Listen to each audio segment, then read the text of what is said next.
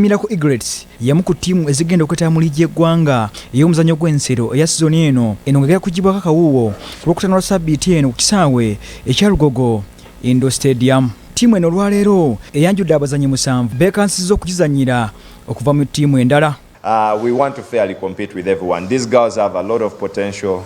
We have a lot of belief in God and our abilities, and we know that we can be able to achieve a lot if we keep working together. I believe in this group of players. Omu ku bazannyi bano ye Maureen Atulinda ono agamba asuubira liigi erimu okuvuganya okw'amaanyi omwaka guno wabula ekigendererwa kyabwe kya kugiwangula.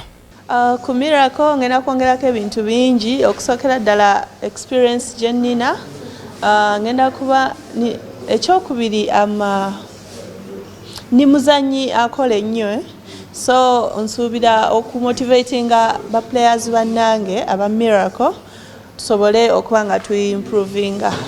Abazannyi abalala banjuddwa kuliko Paulina Nabatanzi, Lilian Mbabazi, Aisha Lunkuse, Margaret Nassali n'abalala.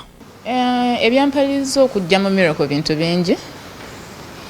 Ekisooka coach yan contacting nange nendaba nga obusobozi mbulina, experience njirina gye yali anoonya. Ate n'ekirala ekkanisa eri wano. I'm formerly from Angels Basketball Club, and this season I've decided to join the Miracle Eaglets for various reasons, my spiritual life and basketball too.